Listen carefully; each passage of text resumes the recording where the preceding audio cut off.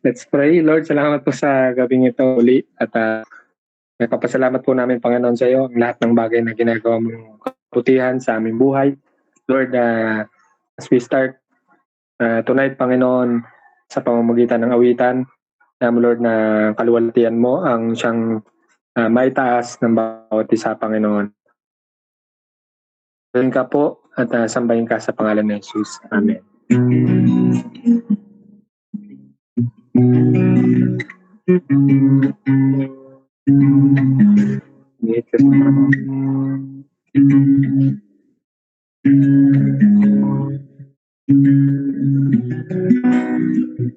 Ate po awitin still.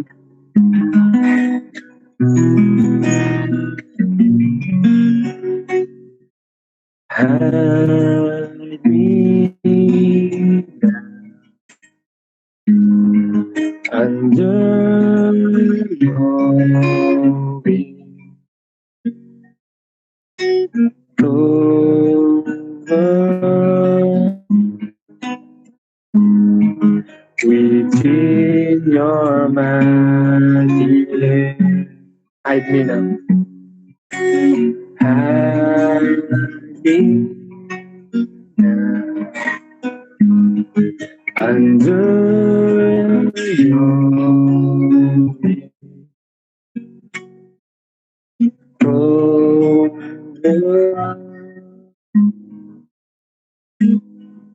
within your mighty hand. When the oceans rise and come storm, I will soar with you above the storm. Father, you are King over the flood, and I will be still, know you are God. Find rest, my soul. Find rest, my soul. In Christ alone. Know His power in quietness and trust. When the oceans rise and thunder soar, I will soar with you above the storm. Father, you are King over all. I will be know you are God. Last time, find rest, my soul. My soul. And power in quietness and trust. When the oceans rise and the roar, I will soar with you above the storm. Father, you are King over the land, and I will be still, know you are God. When the oceans rise and come, I will soar with you above the storm. Father, you are King over the land, and I will know you are God, and I will be still, know you are God. I will be still, know you are God.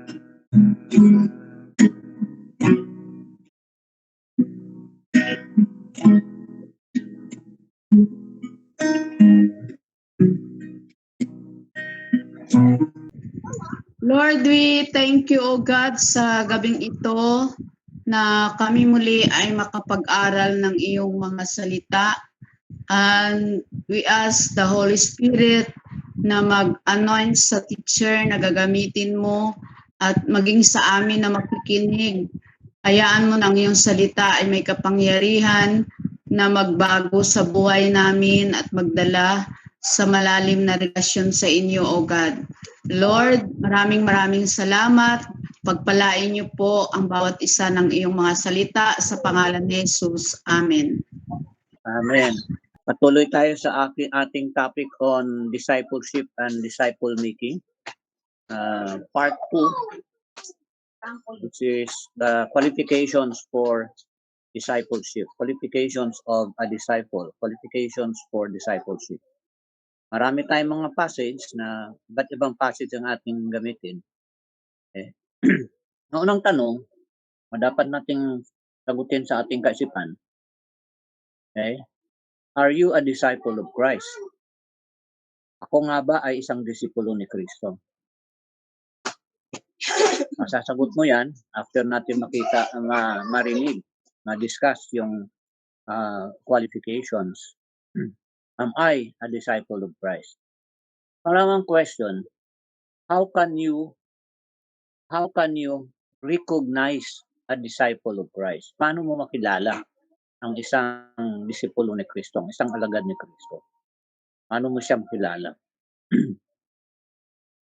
So, dalawang simpleng tanong, pero it strike to the heart of what is being a disciple. Kung ikaw ba talaga ay isang alagad ni Kristo.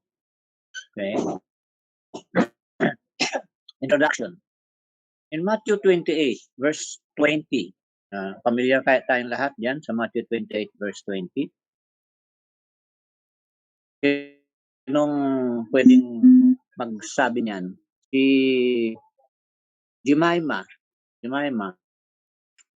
Matthew 28, 20. Ano, Pastor? Therefore, go and make disciples of all nations, baptizing them in the name of the Father, the Son, and the...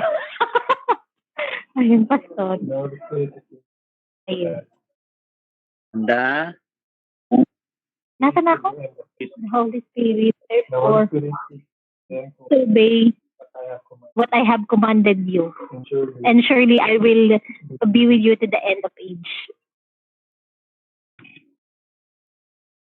So, ang kilala natin ang passage na yan bilang the Great Commission. Ang dakilang atas, ang dakilang utos. Okay? Sinasabi ng passage na yan na lahat ng mananampalataya ay kailangan maging disipulo ni Kristo. Lahat. Okay? Kaya therefore go, referring not only to the disciples, but all the believers. Okay? In 1 Corinthians chapter 3, verses 3 to 4, binabasa niyan, si Chris, kung pwede si Chris. Pwede ba si Chris? Hello po. Rinig po ako. 1 Corinthians, naririnig. 1 Corinthians 3, verses 3 to 4. 3 to 4. For you are still controlled by your sinful nature. You are jealous of one another and quarrel with each other. Doesn't that prove you are controlled by your sinful nature? Aren't you living like people of the world? For when one of you says, I am a follower of God, another says, I follow Apollos, aren't you acting just like people of Okay? Nakikita natin dyan na ang discipleship ay napakalaking bearing napakalaki ang effect doon sa Christian living at saka sa Christian maturity. So, makikita natin maraming mga tao, nakita natin sa simbahan na hindi discipled, pansinin nyo, hindi rin lumalago. Pero yung nagsasubmit sa discipleship process, mapapansin din natin, lumalago. Maski paunti-unti, pero maski paano, may paglago. Okay? So, yung kasing division na hati-hati, isang indication yun. Isang indication yun ng worldliness. So, worldliness in the church, isang pangkontra sa worldliness in the church ay ang discipleship or disciple making. Pangatlo, 2 Corinthians 5, 9 and 10, si Des. Diyan na si Des. Opo, tay. Wait lang po. 2 Corinthians 5. Okay.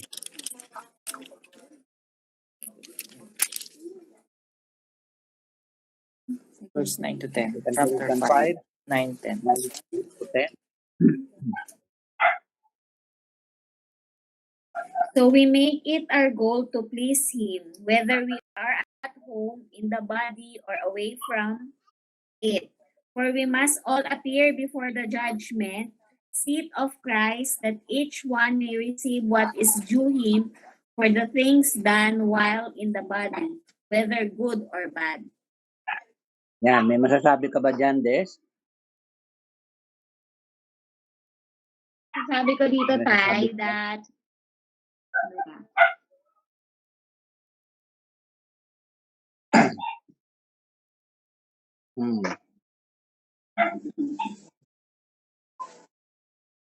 we make it our goal. Ayun, tay, na we as a Christian, kailangan we please the Lord, and dapat meron tayong Okay. So, yung next verse, 2 Corinthians Okay na 11:2, si Edward. Okay. Okay na yan. 11:2. Chapter 11, verse 2. 11, verse 2. I am jealous for you with a godly jealousy. I promise you to one husband, Christ, so that I might present you as a pure virgin to him. Yun tayo. Okay. So, ano masasabi mo rin dyan? Isa lang tayong masasabi ko dito yung yung pagiging natin sa Panginoon. Para kay Lord lang tayo, wala nang iba. Okay. So, makita natin na ang discipleship or disciple making ay mayroong goal. Ang pinaka-ultimate goal ng disciple making or discipleship ay to present everyone perfect in Christ. May sabi nga dyan, pure virgin to Him. Perfect. Walang bahid. Ito rin yung sinasabi doon sa Ephesians chapter 5, yung ginagawa ni Kristo sa church bilang kanyang bride. Na kailangan i-present niya bilang isang perfect bride. Okay? So, ito yung goal ng discipleship. So, ang goal ng discipleship, hindi makasarili, hindi basta-basta lang na goal. Ang goal ng discipleship ay to present every disciple perfect in Christ. So, ano-ano nga bang qualification ng isang disciple? Mula sa scriptures, makikita natin ng the following passages. Una, Luke chapter 14, verse 26. Luke chapter 14, verse 26. Pwede ba si Ka-Oming?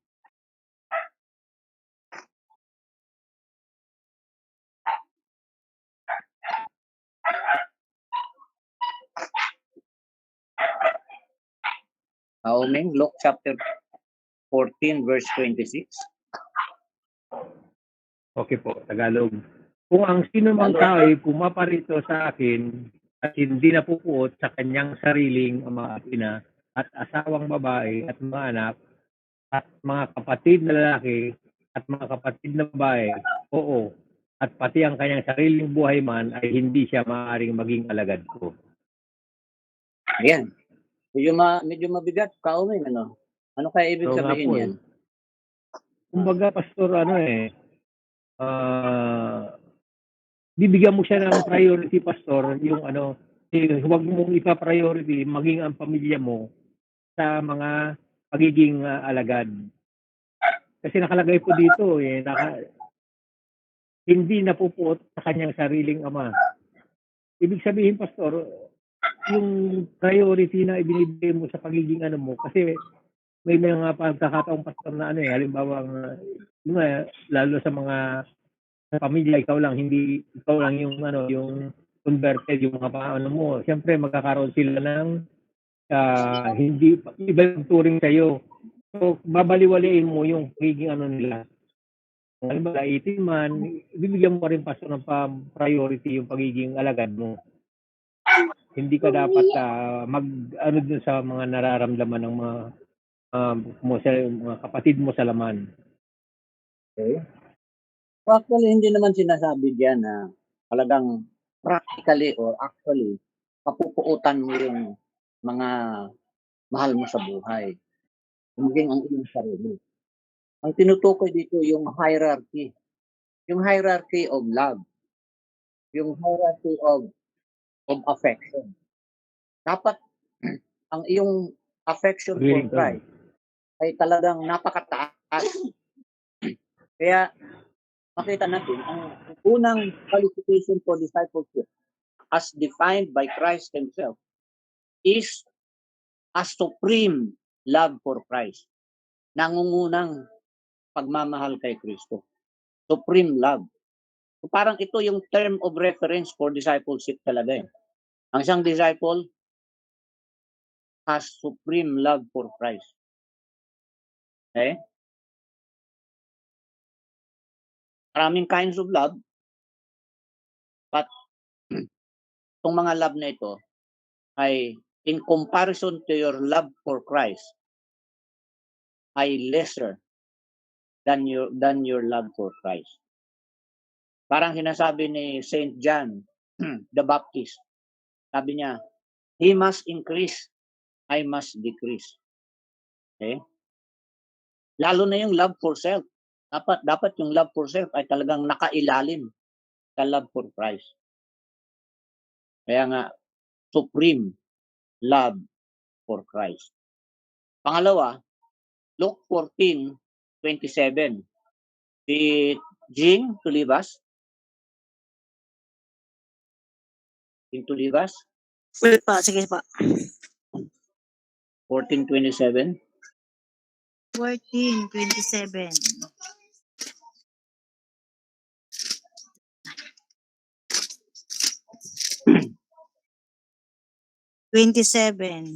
Your brother is back.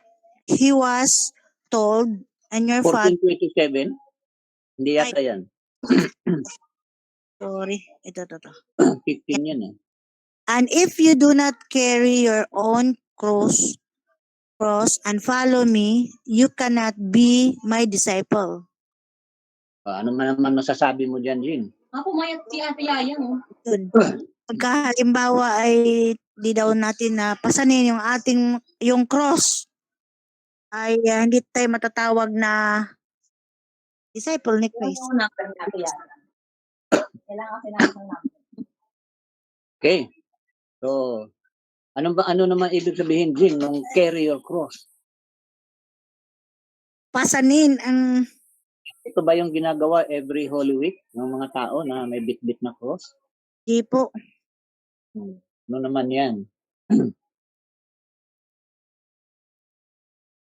Kaya ito, ipinapaunawa mabuti ito sa sa Encounter God sa Warriors Camp. Pinaunawa yun yung pagdating sa cross. Kasi very crucial siya. Napaka-importante niya para sa isang alagad. Ang isang alagad should identify with the cross of Christ. Isasabit mo yung mga kasalanan mo doon sa cross. Spiritually, ibibigay mo lahat ng iyong kasalanan doon sa cross.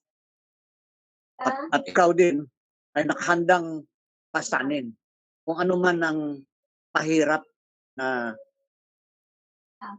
dadanasin mo dahil ikaw ay tagasunod ni Kristo. Hindi kasi parating bed of roses ang pagiging tagasunod ni Kristo. May time din talaga na tayo'y dadanas ng mga pagsubok, mga kabigatan. So, dapat lahat yun ay ating iniaasa kay Kristo. We identify with the cross of Christ. And then Luke chapter 14, verse 33. Si BJ.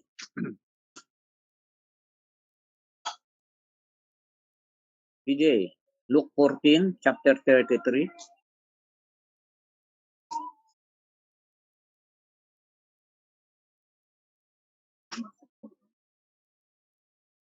Yeah. Ano si BJ? Hello? Luke Hello 14, po. verse 33. Hello? Oh, okay. Marinig naman. Ano tayo? Luke, ano po yun? 14:33. Luke 14:33.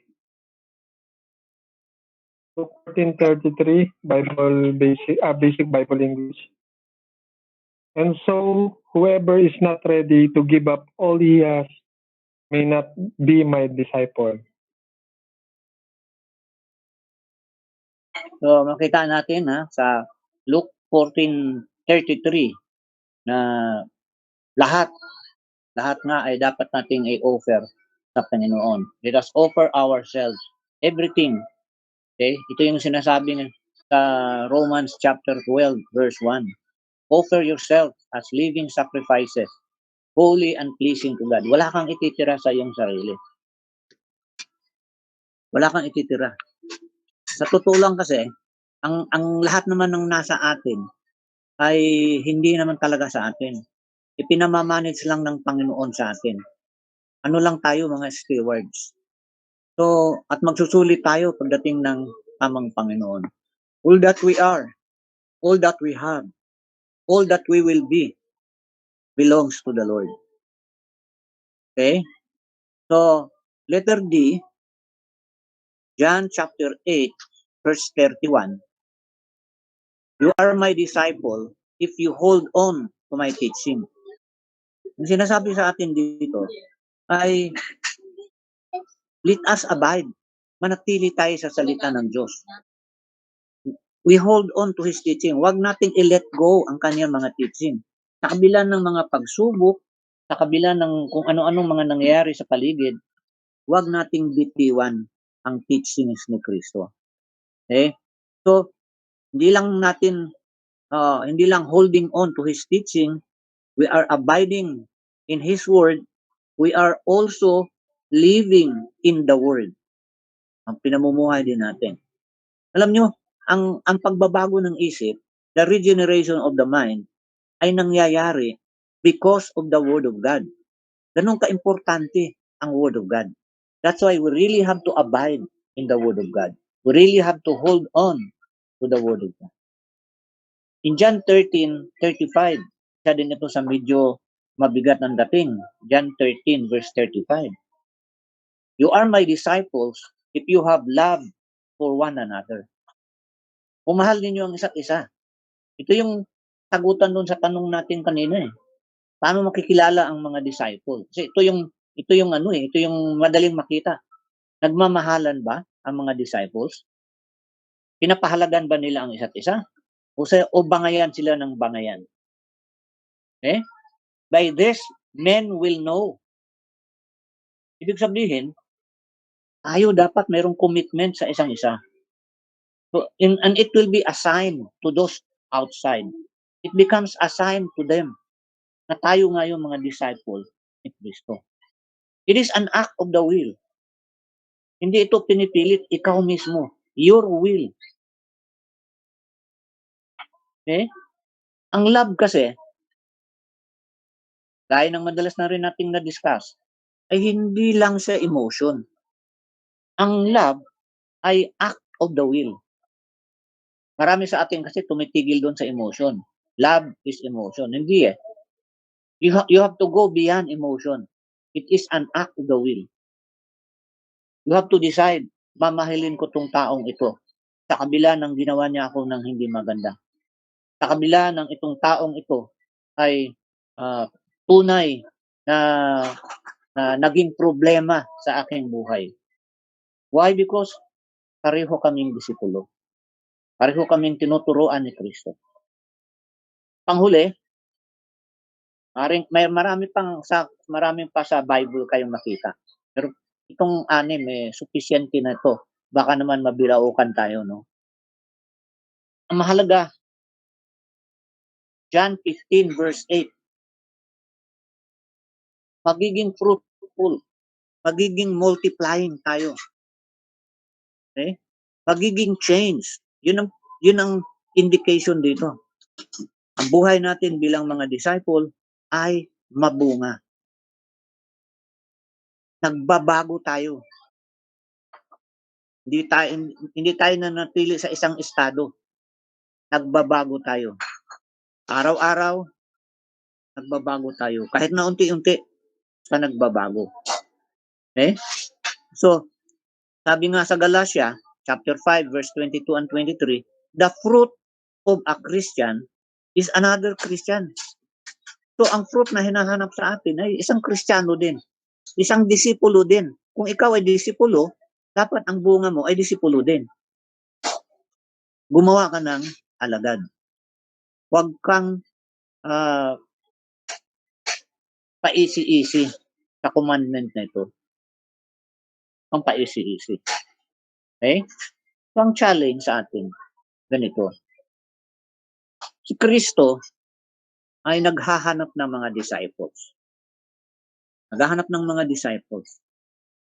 Available ka ba? Available ka ba? Yung mga dinidescribe dito, nasaan ka na sa mga description na ito, sa mga qualification na ito? Nasaan ka na? Kung ikaw ay disipulo ka na, matagal ka ng disipulo, nasaan ka na dito sa mga description na ito? Hindi naman hinahanapan kaagad na maging perfect 100%. Kaya kasi nga sabi natin, ang discipleship ay isang proseso. But at least you are moving forward. Paasenso ng paasenso. Okay? So, pagpipray natin ang bagay na ito. Let's pray. Lord, salamat sa gabing ito. Tunay nga, Panginoon, na ikaw aming master at kami ang inyong mga alagad. Kaya nga, Panginoon, itong mga qualifications na sinabi mo, ikaw mismo nagsabi sa scriptures, Panginoon, tulungan mo kami, ma-meet namin ang mga qualifications na ito. Ayaw namin ma-disqualify, Panginoon. Nais namin na pumasa sa iyong standard. Kaya hawakan niyo ang aming mga buhay, hawakan niyo ang aming mga grupo, maging yung aming mga cell group. Kumilos kayo sa bawat isa roon upang sila din, Panginoon, ay tunay na maging disipulo mo. Maging ang kongregasyon, Panginoon, lumago at maging mabungang disipulo. Salamat, Panginoon, sa gabing ito. Salamat sa lahat ng nakinig. At tunay, Panginoon, ikaw lang ang dapat na itaas. Sa pangalan ni Jesus. Amen and amen. May question ba? Meron daw po bang tanong? Kung wala, Very clear.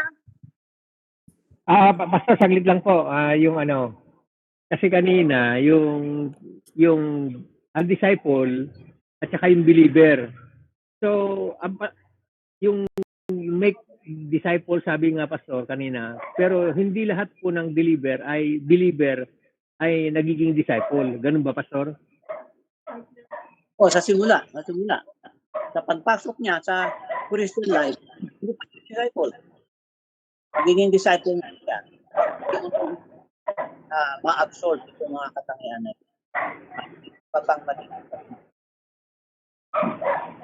o-open niya ang kanya. So once pastor na, paano pala na naging believer ka, disciple ka na rin? Ganun Ano sana, yun? ganun dapat. Yung Once alin, pastor na kayo naging believer, disciple ka rin. dapat magiging disciple ka. Yun ang objective. Ay, di ba pastor ang ano to, yung follow, you have to surrender everything and be my disciple. Di ba yun ang sabi ni Kristo? Oo. Ay marami pastor believer na hindi naman sino-surrender yung lahat-lahat. So ibig sabihin pastor, believer lang sila pero hindi sila disciple. Yun. Ayun. Yun ang nakakalungkot, Kaumig. At maaring, O kaya- maaring akala nila believers. Kuha mo? Kasi nagpunta ako sa altar, nag-sinus prayer ako, believer na ako. Pero hindi yun ang batayan. Hindi yun ang batayan. Pinakabatayan talaga, yung change life. Yung change life. Na bago ang buhay. Pagbago nun ng buhay, hindi naman yan drastic na overnight. Unti-unti yan eh. Kahit nga sa akin, bago talaga nagbago. Mga ugali ko. Okay po, sige, thank you. Diba? Okay, so meron pa bang ibang tanong?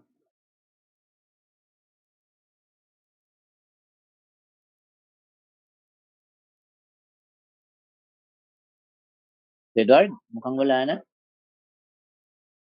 Sige po, tayo po ay manalangin. Let's pray. Dakilang Diyos na makapangyarihan sa lahat, muli, salamat po Panginoon sa iyong mga katuroan, Lord God, na inihahatid sa bawat isa sa amin, Lord God. Lalo-lalo na, Panginoon, about sa discipleship and qualification of a discipleship, Panginoon. Lord, dalangin namin na sa buhay ng bawat isa, Panginoon, na kami, O God, ay maging tunay na disipulo mo, Panginoon. Hindi lamang po, Panginoon, believers, but yung patuloy na nakikita at nagmamanifest yung pagiging true disciple mo, Panginoon, sa buhay ng bawat isa sa amin. Even mga nasa kapaligid sa amin, Lord God, hayaan mo, Panginoon, na gamitin mo ang aming buhay, Lord God, na makita nila na ang buhay namin ay nagliliwanag, Panginoon, dahil sa inyo, Lord God. Kaya sila mismo, Panginoon, ay magkakaroon ng interes at magpupuri, Panginoon, sa iyo, O God. Lord, dalangin din namin ang inyong hipo sa aming mga kapatiran, lalo-lalo na kay Pastor, Panginoon, na kung meron man sa amin ang mga nakakaranas ng hindi magandang karamdaman o may sakit, Panginoon, ay amin pong idinudulog sa inyo at hipuin mo from head to foot, Lord God, at hayaan mo na amin pong maranasan ang iyong dakilang kapangyarihan. Sabi niyo nga sa iyong salita, 2,000 years ago, Panginoon, ay inyong inako na, Panginoon, ang bawat sakit na ito, Panginoon Diyos, sa pamamagitan ng latay na naranasan mo sa krus, Lord God. Kaya, Panginoon, salamat po sa kagalingan na igagawad mo sa bawat isa at ang proteksyon, Panginoon, sa pangangatawan ng bawat isa, Lord God. Sa iyo ang namin babalik ang lahat ng kapurihan at pagsamba sa dakilang pangalan ng aming Panginoong Hesukristo. Amen. Amen. Amen. Magandang gabi sa Good ating evening po. lahat. Amen. Good evening po. Magandang gabi po. Mm-mm. Yes.